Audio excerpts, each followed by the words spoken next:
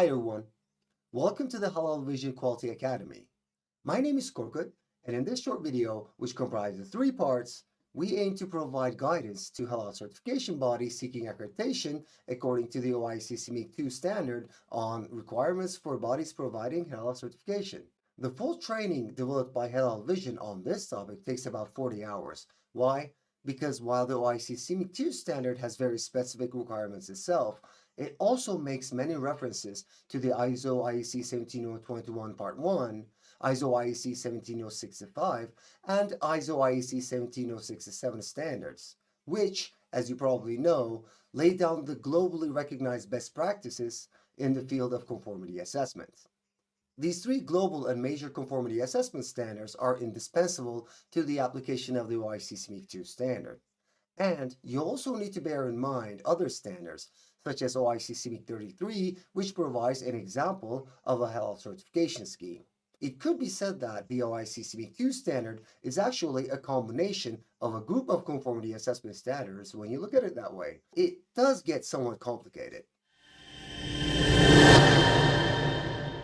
In this three-part video series, we will focus mainly on the documentation requirements for halal certification bodies.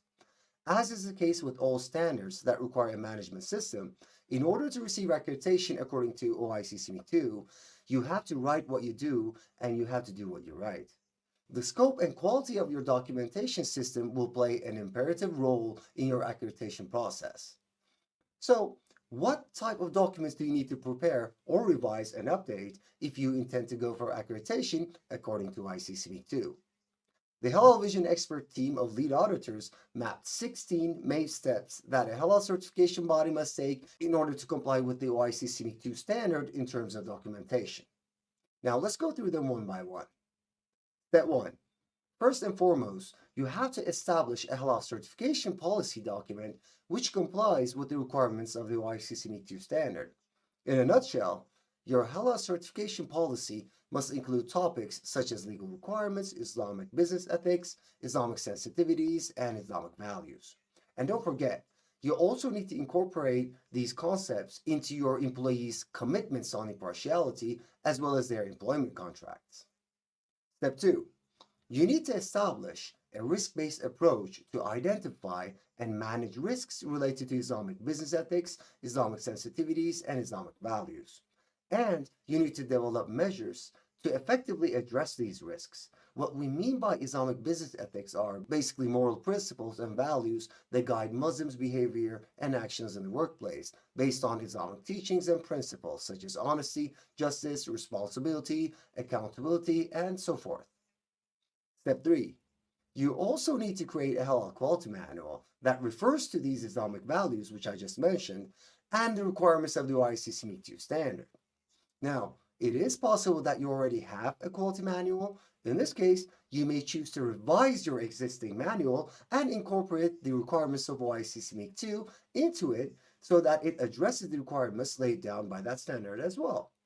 Or you have the option to develop a separate quality manual for halal certification activities. In any case, your quality manual should also incorporate the relevant requirements of ISO 17021 Part 1, ISO 17065, and ISO 17067 as needed, as well as the rules and guidelines of the halal accreditation body to which you will apply for accreditation.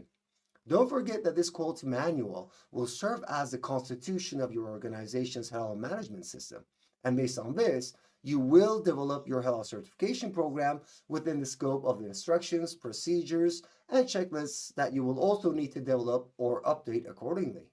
The fourth step is to review your risk assessment procedure to include halal certification related aspects and to ensure that this risk assessment is compliant with the OIC SMIIC standard.